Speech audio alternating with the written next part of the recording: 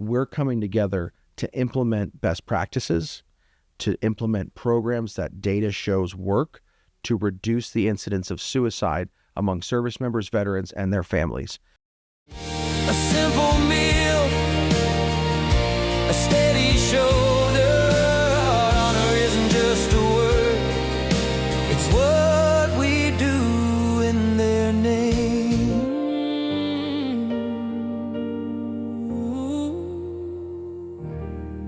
Hi, welcome to Voices of Valor. I'm Mike Ferraro, and I'm your host today for another episode. And today in studio, we have a very, very special guest. We have the Commissioner for Department of New Jersey Veterans Affairs, other known as DVA. And Commissioner, I want to welcome you to the show. Thanks for having me, Mike. And thank you for having a chance in your busy schedule to come on out and have a chance to learn more about the mission of the DVA and all the things that you're doing as a commissioner. So, but before we get kind of going down that road, can we kind of learn more about you personally? Like how you, I know you're in the military still. Can you talk about maybe a little bit how, what drove you to go in the military and how you got to where you are today? That's a good question. Many paths. The reason Vincent Solomeno ended up in a uniform, one, I believe, I grew up in a small town here in New Jersey where there were many veterans who inculcated a sense of service among young people. I think about our Memorial Day parades and our July 4th celebrations, and it was really, for me, service was a career that I was interested in pursuing. Yeah. And I ended up doing Army ROTC and earning my commission in the Engineer Corps of the United States Army, and here we are many years later. And you're still serving? I still serve part-time in the New Jersey Army National Guard. Yeah, that's amazing. What a phenomenal career you did all the building blocks to get to where you got to be today. So your parents got to be proud of all that, and your family, how you achieved this incredible goal of being a commissioner, the first commissioner for the Department of VA. So congratulations on all that and all that success so far. So now that you're a commissioner, you have a big office to handle, and it just opened up and it's just launched in January of this year. Can you explain more a little bit about the mission of the department? Absolutely. As you noted, this is the New Jersey Department of Veterans Affairs, established in January. The New Jersey legislature, former governor, signed a law to create a dedicated principal department of state government that provides veteran benefits, programs, and services to Garden State veterans, family members, caregivers, and survivors. That's fantastic. Can you get a little more specific? Like, give me an example of a service that a veteran here in New Jersey, because I know we have thousands of veterans that live in New Jersey across all 21 counties, of a service that maybe you want to highlight? We have roughly 300,000 veterans who call New Jersey home. One of the most important services provided by DVA, the New Jersey Department of Veterans Affairs, are our 21 State of New Jersey Veteran Service Offices. So from High Point to Cape May in each of our counties, we have trained and accredited veteran service officers who can help veterans and their families access local, state, federal benefits that they've earned through their service. Oh, that's wonderful. So every county, so I'm in Monmouth County, and now we can go to our local VSO, yes, and get the service we need, get the support we need, and that can help in filling out the paperwork, the claims, whatever it is. Well, I'm sure it's online, most of the stuff, and hopefully get the benefits they need as well from that office. Yes, and you're a veteran, you meet veterans, you support veterans, and thank you, Mike, for your leadership separate and apart from this podcast. But one of the interesting anecdotal things that I encounter are veterans who say, I can do it on my own. Yeah. And yes, maybe that's part of our community, maybe that's ingrained in our character, but I would encourage anyone listening to meet with a trained and accredited veteran service officer.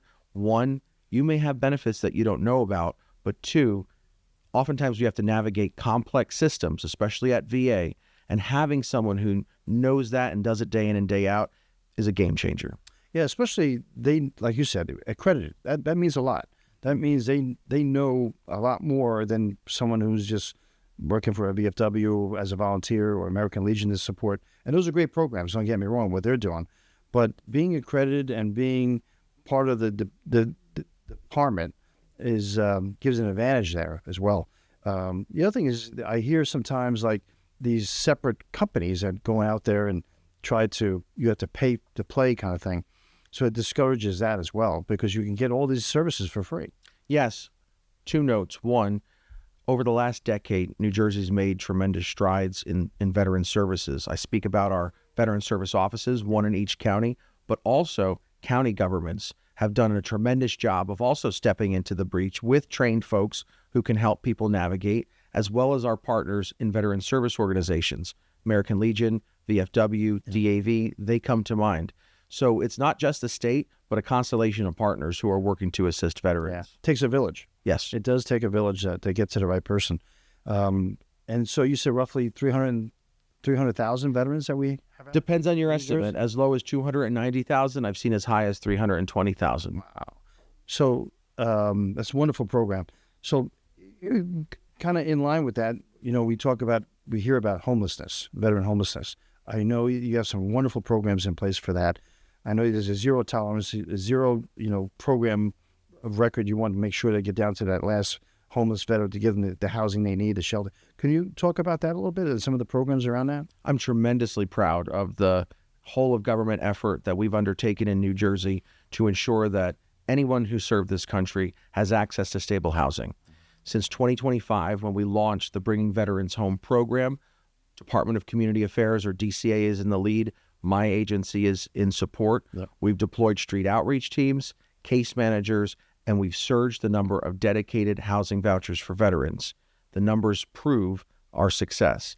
Since its inception, over 2,100, I think the number is actually 2,200 last I checked, 2,200 veterans have achieved permanent housing through the Bring Veterans Home program. That's amazing. And what a tremendous, success rate on that. 2,100 people now have a home. Yes. And it's not just temporary. No, and if you count the temporary housing, that number actually increases to, I want to say 2,600, but not everyone needs that permanent support. Some folks just need a bridge Sure. and some assistance as they navigate a difficult time. With that, with the cost of things going up, can we talk about a little bit of food insecurities? Because I'm hearing things from my grapevine through, what I do with Bridging the Gap for Veterans and our foundation, that there's a lot of active duty and some others that are on food stamps. I don't know if that's true or not, but there is a food insecurity issue across the whole country. Can you talk on that a little bit? Is there a problem with that? Well, one, similar to housing and homelessness, in a state where our motto is liberty and prosperity, says it right there on the seal. Yeah. I can't imagine that someone who raised his or her right hand and served this country has to worry about where they sleep at night or where their next meal may come from. Yeah.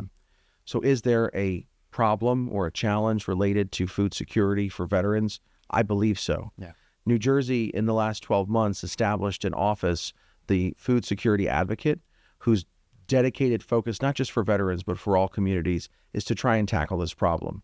Since we launched our agency in January and I assumed my responsibilities as commissioner, I've had several productive conversations with that group, as well as there's a coalition that's come together. You may be familiar with it in New Jersey to look specifically at military families and veteran families. So we've got a lot of work to do. Yeah. We're not there yet.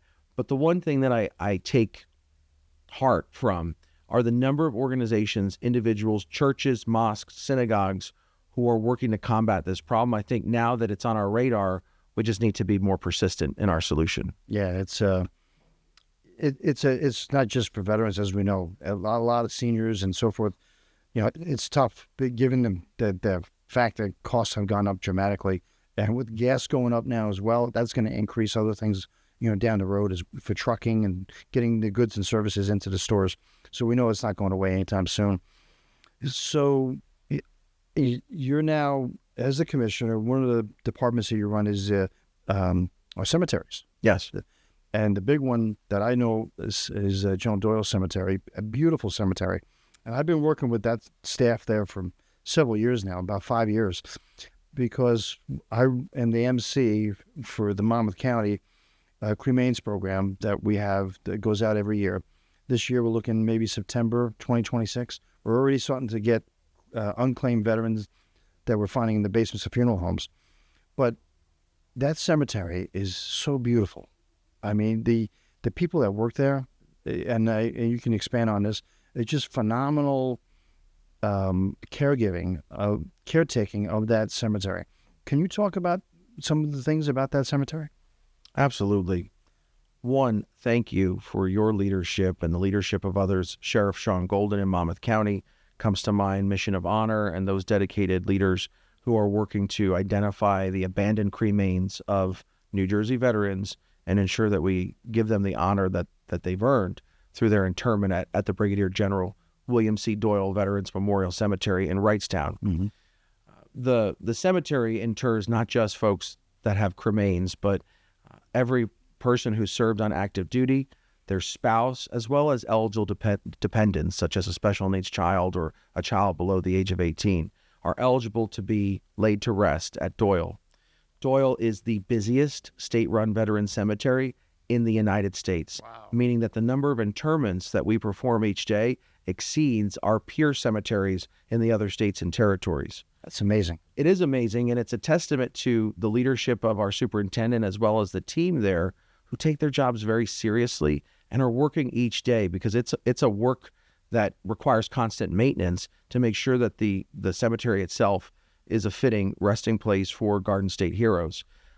I would encourage anyone who has served to explore their options for interment, and you can do so by going to veterans.nj.gov to learn more about eligibility for interment. And by the way, I'm very, very proud that we are on the cusp of completing a multi-year $17 million expansion of the cemetery to ensure our capacity to continue to inter veterans, spouses, and eligible dependents. I was there a few months back for a private one that I was a friend of mine, and it was just amazing. They had the deer. There was deer in the background. The honor guard was there. It was really just kept impeccable. You know, the ambassador, I'll call him, who showed up to guide us through, was really just perfect. So congratulations on that, because that really, when someone's grieving and interning someone that they love like that to that cemetery, they know they're in a great place. Yep. Their soul is going to go be rest in peace, you know. And with the cremains, we've just done total so far. We interned 251 veterans and also spouses, and some were family members too. And it's quite an emotional day as the MC for running that myself, because each is an urn carrier, an American flag carrier, and someone carries flowers. So we have about roughly 25 urns on average. We would provide full military honors. So I need around 75 people. So what we've been doing is in getting the communities involved, reaching out to schools, getting them to carry the urns, and they light up. You know, they're carrying a World War II urn, some of them World War I, and first of all, they can't believe that they're still not interned yet, or with loved ones. But the fact that they participated in that ceremony, they absolutely love it. And it was my honor last year to be one of those folks. I carried the colors. Yep. As we brought the cremains to their final resting place, and I think I was joined by Captain Smith, the commander of Naval Weapons Station Earl. So bringing together children, communities, active duty, it's an important mission. Yeah, and people remember that as a stain on their brain for the rest of their life. So let's talk a little bit about some of the nursing homes that we have in the state. I know we have 3. Can you talk about what's going on with them these days, and any new information you want to share on that?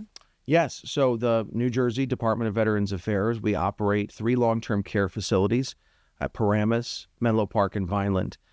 Veterans, veteran spouses, as well as Gold Star family members are eligible to come and live in these communities, and that's what they are. They're homes and they're communities for our residents. Over the last several years, thanks to investments made by the legislature on a bipartisan basis and the former administration, we've seen the quality of care and the sense of community in each of our homes improve tremendously. Today, as of this recording, Paramus and Menlo Park are rated 5 out of 5 overall stars from the Centers for Medicare and Medicaid Service. That means top 10% of long-term care facilities in the state. And that can change on any given basis or any given day. But we continue to look to the independent metrics in terms of our performance. And U.S. News and World Report, as well as Newsweek, also earlier this year in 2026, rated Vineland and Paramus among America's top nursing homes. And that's a testament to the investments, but I also, every opportunity I can, it's a testament to the hard work of frontline healthcare workers, CNAs, LPNs, RNs, as well as our physicians, social workers. Providing long-term care, I think, is one of the hardest jobs that we can have in New Jersey or across the United States. And I'm very proud of our team who does it each day. It's amazing. I've been to Menlo Park many times. I've been to Vineland, I think, once in my life, and I was blown away. And that was a couple of years ago. And with the services, the inspiration that I took away was these folks that are living there, they were happy. They were glad that the services they were getting, they were very happy with that. But also like the day room activities and things like that, of bringing in military and other volunteers, lifted their life up. And they were so proud to wear their hats and whatever else military that to showcase their service that they were in. But the things that they do in each one really go above and beyond a typical healthcare, nursing home or assisted living. So it's really another testament, like you said, to them as well, but also to you now taking over. You're setting the stage. You're leading by example. Your expectations of what you want, and they're driving to it. If especially this report you're talking about, it means a lot. They get that recognition. Yes, and one, we invest per capita in our residents a greater amount than any of the other long-term care facilities in the state. And we have the benefit of being the Department of Veterans Affairs and being able to do that. Yeah. Two, the progress, and that's what I call it, is here, but we have to maintain it, right? And so today or tomorrow it's long-term care. We could face a challenge that we're not thinking about today. But what I am extremely proud of, being from New Jersey, is we've invested in increasing wages for our healthcare workers on a systemic basis. We've invested in new technology. We've taken steps to ensure that we can prevent and, if it happens, contain the spread of infectious disease. And in fact, we're working with the U.S. Department of Veterans Affairs on two projects that will modernize Menlo Park and Paramus, our oldest facilities, over probably the next several years to convert our rooms from dual occupancy to single occupancy, shared toilet and shower to single. That's a game changer, not just for quality of life, but for our ability to prevent and contain a future outbreak, whether it's the flu or the COVID-19. It happens. Yes. It happens by season, it seems like these days. Whether it's flu, like you said, or something else. So kudos to all that, because it takes a village for that as well. And we have the motivated people who want to do that in those facilities, and it shows. So doing some great stuff. And, one of the things that I was privy to 25 years ago, I got the Distinguished Service Medal. And a lot of people don't realize about that whole recognition program that's available if they want their loved one to be recognized. Can you talk more about the medal program that the state has? Absolutely. And I could use the help of your listeners and your viewers to spread the word when it comes to our state of New Jersey medals program. Through state statute, under the governor's authority, we honor the service of New Jerseyans who've served in the armed forces. You reference the Distinguished Service Medal. There's also a different series of other medals depending upon the period served as well as the specific conflict. We host with our partners at the new Department of Military Affairs under the great leadership of Brigadier General Yvonne Mays. We host these medal ceremonies, one, to recognize folks' service, but two, we have our veteran service officers there to answer questions about benefits. So it's twofold. We're doing what's right. We're honoring service. But the second piece is we're making sure that people understand that there are programs, services that they have earned through their time in uniform. And that's also what the medal ceremony helps us to achieve. Yeah, it's really, it's wonderful to see. I see it on Facebook a lot of times, and you can see the smiles. People are so happy. And I noticed a few times when this is before the separation of the Department of VA and the military side, the old DeMava.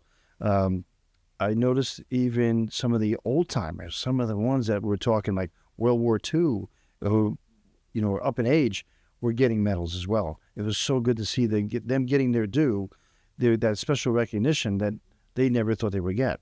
So it's I'm so glad that New Jersey has that.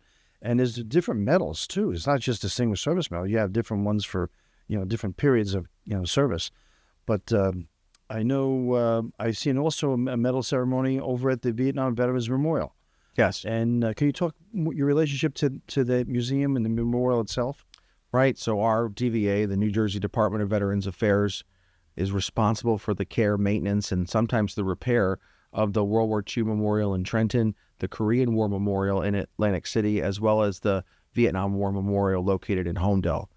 These three locations, I believe, are among the best tributes to the sacrifice of New Jerseyans who were killed in action, as well as those who served during these conflicts.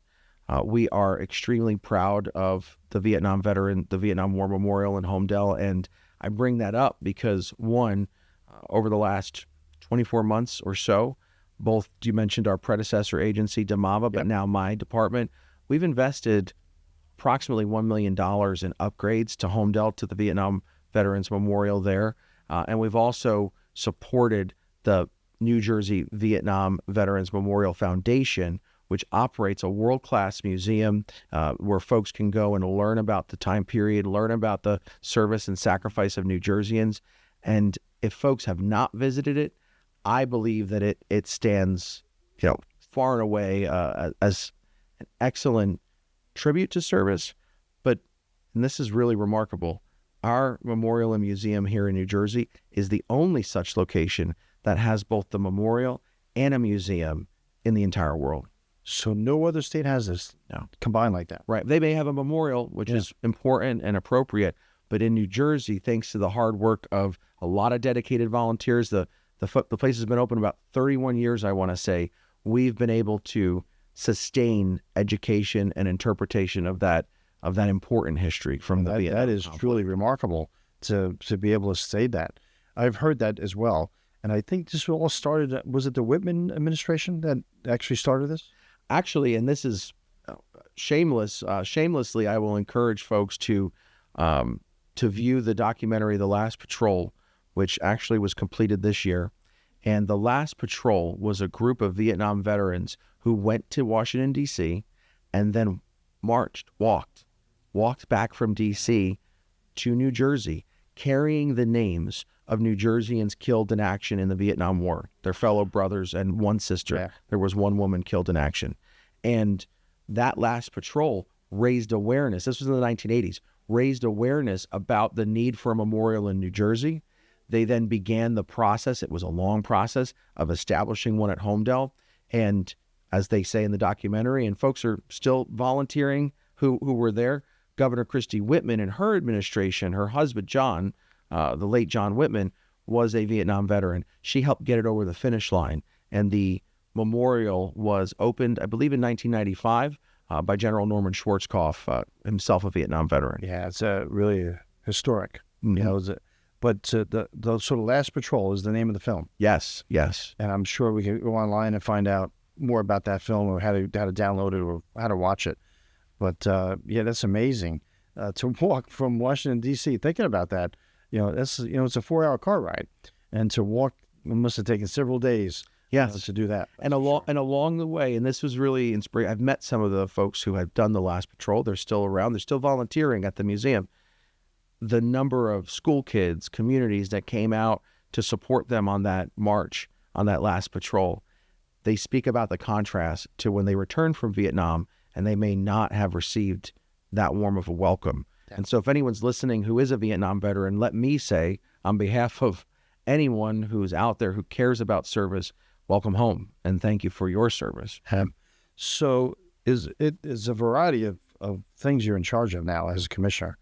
Is there a program or something that's near and dear to your heart, or you have some special attention that you're giving that comes near and dear for you? Yes. As we know, Fostering mental health resilience in the veterans community is a persistent challenge. I serve as the chair of the governor's challenge to prevent suicide among service members, veterans, and their families. It's a long way of saying we have a state effort together with every other state and territory in the country. Doesn't matter if the Democrat, Republican governor, independent, we're coming together to implement best practices, to implement programs that data shows work, to reduce the incidence of suicide among service members, veterans, and their families. So for me, our department in the New Jersey Department of Veterans Affairs, our efforts to reduce suicide is near and dear to my heart, and I'm extremely proud of some of the programs that we have to offer. That's fantastic, because we all know it's roughly 20 to 22 a day, they're saying, nationwide, and New Jersey's leading from the front with phenomenal programs that help that, whether that's vet to vet, whatever it may be, peer counseling, whatever it is. So that's fantastic. That's a heavy mission. If I may, Yeah. the loss of one veteran to suicide is one too many. And I believe as we navigate this space, we need to focus on action. Yeah. And so in terms of action, you mentioned the vet to vet peer support helpline, 24 hours a day, 7 days a week. Your listeners can Google it. You can get in touch with a fellow veteran who can help navigate access to benefits. And if someone's in crisis, get them right away to the proper support. And if someone is in crisis, 988 is the first stop. That's what I tell everyone. We also offer no-cost PTSD counseling for veterans here in the Garden State. What does that look like? We contract with private providers with experience helping veterans with PTSD as well as victims of military sexual trauma. No-cost sessions, in person or virtual, and we provide transportation. Individuals can access the counseling program by visiting one of our 21 veteran service offices here in New Jersey. Well, it's a phenomenal program, or all the wraparound services that goes with that. So let me close by asking you another question. You military was your career. You're the commissioner. Is there any tips or anything that you can share to someone who's watching that wants to go into the military? Maybe some mentoring tips you want to offer? When I became a second lieutenant many years ago, I never would have imagined being the Commissioner of Veterans Affairs. It really is the honor and the privilege of my professional life. But as I've told many young people, and I think this lesson applies whether you're in a uniform or in a suit and tie, when you're in a difficult moment, when you're in the field, you're doing land navigation, or you're encountering a real world problem, when you have that difficult moment, just put one boot in front of the other. And so that was advice that I received when I was a second lieutenant, advice that I still share. In difficult times, when you feel like it's really impossible, just keep putting one boot in front of the other. It's great advice, and just keep marching forward, That's right. And don't look back, just keep going forward. Commissioner, thank you so much for being on our show today, and I really appreciate the time, because I know your time is very valuable, and you're doing a lot of great things, and thank you for sharing all the programs that we have in this great state of New Jersey, and thank you for being on our show. So that's a wrap, ladies and gentlemen. It's another opportunity to see, a patriotic organization like the New Jersey Department of Veterans Affairs doing all great stuff for our almost 300,000 or so veterans that live here. So he shared a lot of different things that you can find on websites, and you can Google a lot. But thank you again for watching our show.